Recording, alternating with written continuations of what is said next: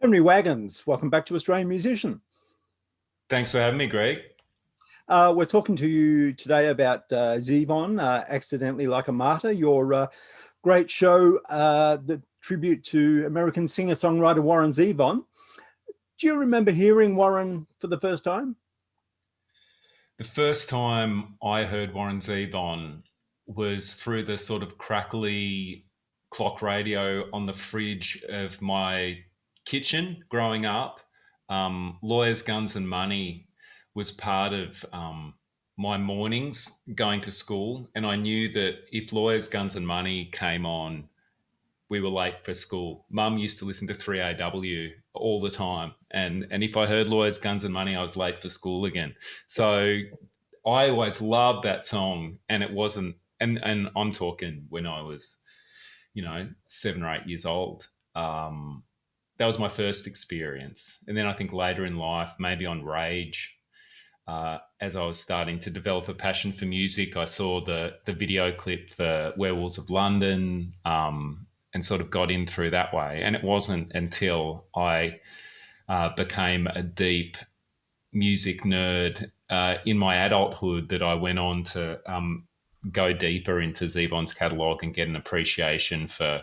Oh, hang on, my video's gone off here. It wasn't until later that I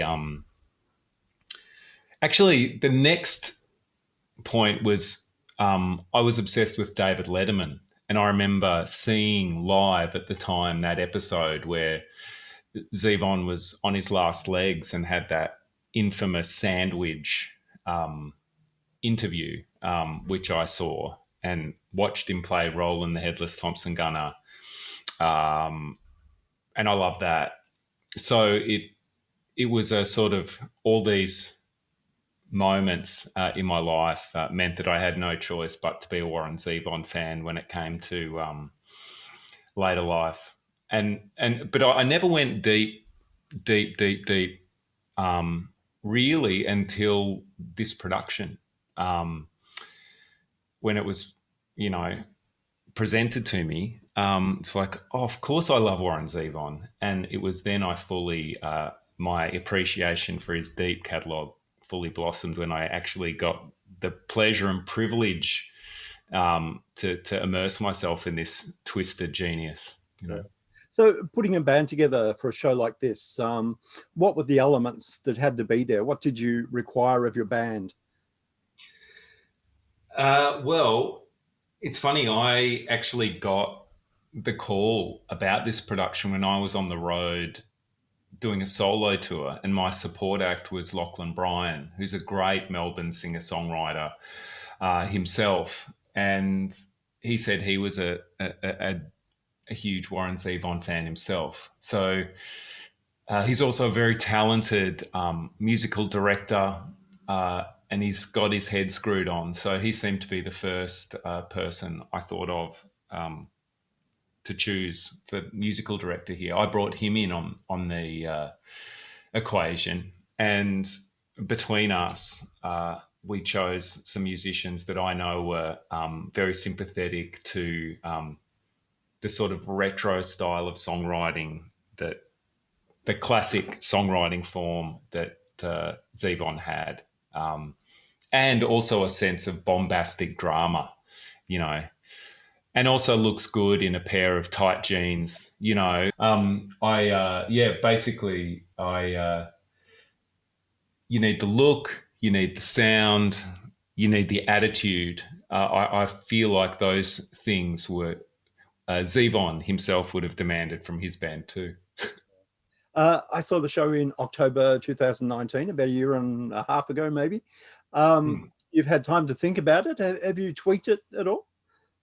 Yeah, there'll be a couple of interesting tweaks. By and large, we were really proud of the show as it stood, and had grand plans to take it around the country and the world, for that matter.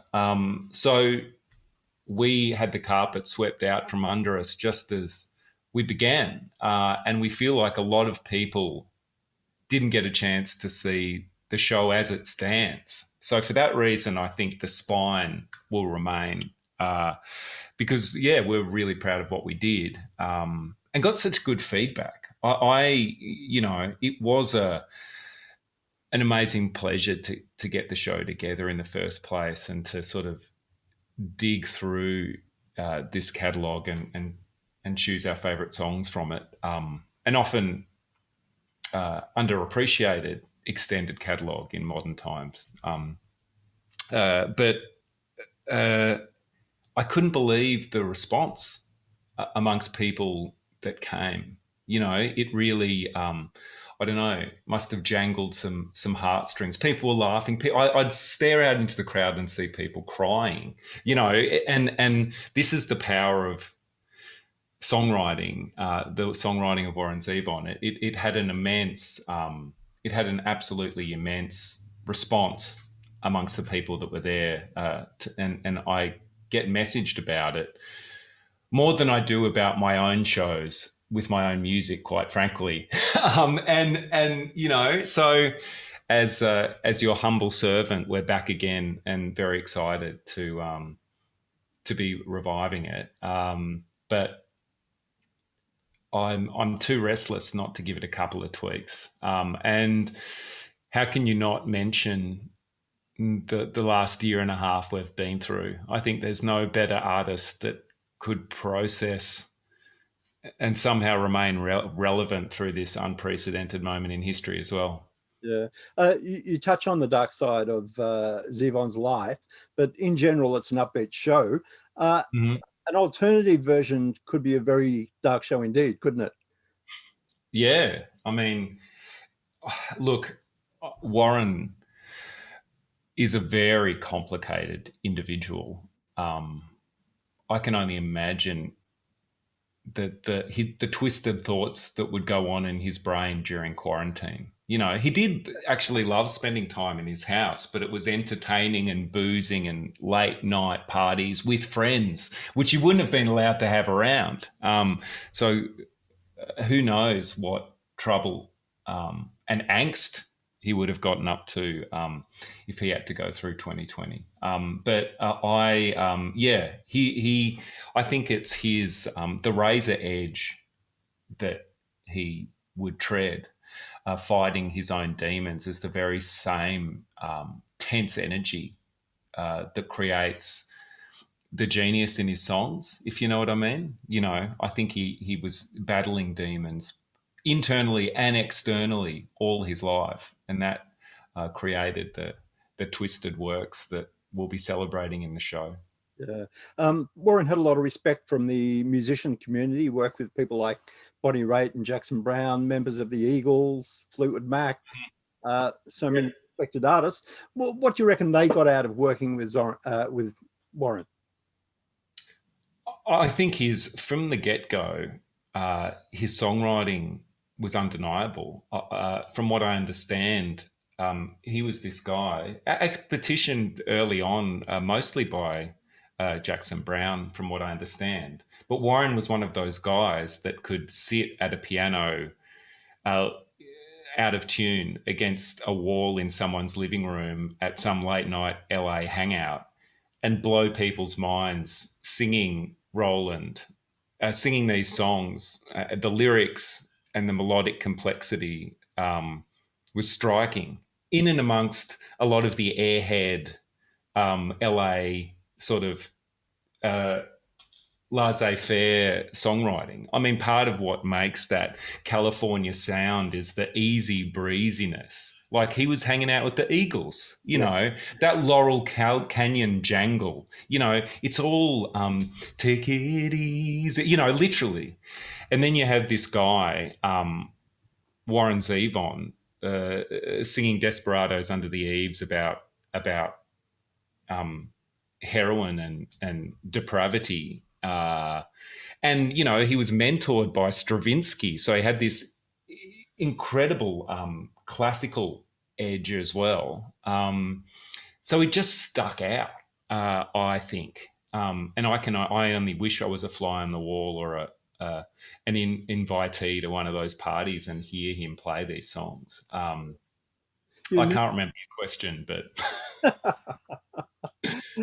You mentioned his piano playing. It's something that's not mentioned that often, but his playing, it was so beautiful and soulful, wasn't it?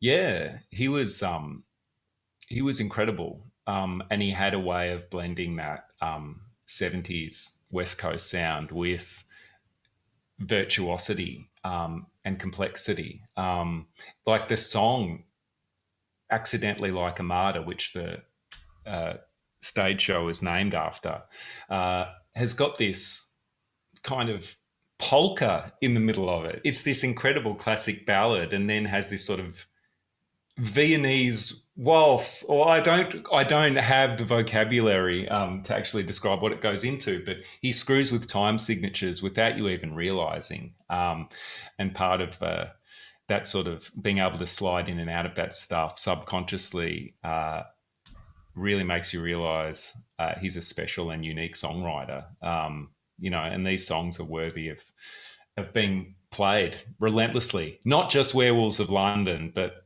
more too. Yeah. Well, what's your stage rig for this show? And did you sort of experiment with the type of guitar and amp that you would need?